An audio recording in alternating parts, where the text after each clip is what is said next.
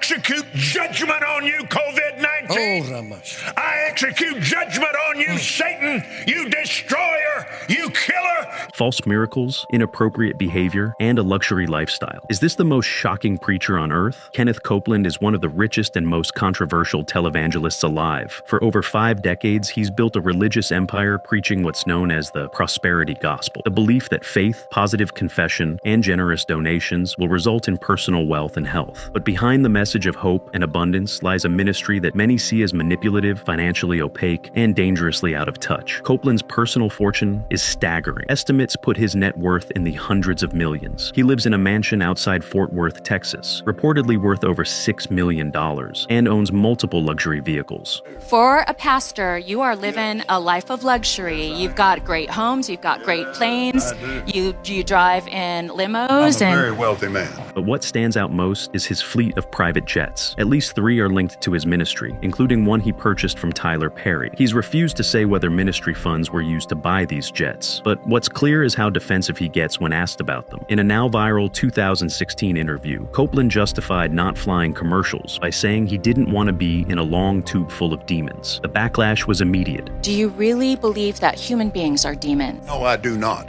And don't you ever say I did. When pressed on the comment in 2019, he responded with bizarre smiles, intense stares, and an interview that only fueled more public concern. People are very concerned about that comment. Give me a chance here, Inside Edition.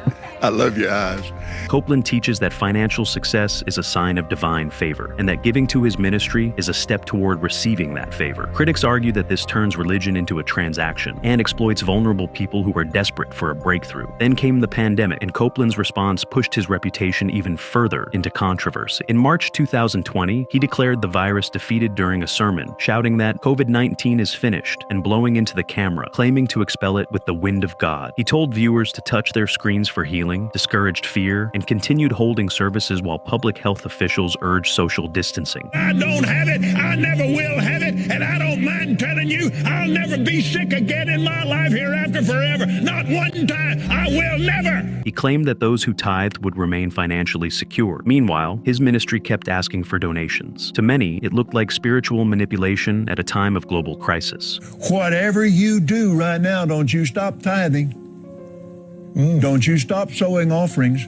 Well, they won't let us go to church. Well, email it in there, text to give or something. Copeland also claims to perform faith healings, curing illness, injury, and even disease through prayer alone, with dramatic gestures, laying of hands, and proclamations of healing. There's no scientific verification for any of it, and when people are encouraged to reject medical treatment in favor of faith, the consequences can be fatal. His financial practices have also been called into question. Unlike many large ministries, Kenneth Copeland Ministries is not a member of any financial accountability organization. It doesn't release detailed financial reports, and its nonprofit status allows it to operate without the level of transparency expected from similar institutions. From 2007 to 2011, Copeland was one of 6 televangelists investigated by the U.S. Senate over concerns about misuse of church funds. While no charges were filed, the investigation highlighted a serious lack of oversight in how some ministries operate. Copeland refused to cooperate with investigators. In his sermons, Copeland often presents himself as a spiritual authority with divine insight, but his preaching style is unpredictable and, at times, unsettling. He's known for intense facial expressions, sudden bursts of shouting, maniacal laughter, and speaking in tongues. Clips from his services regularly go viral, not for their theology, but for their theatrics.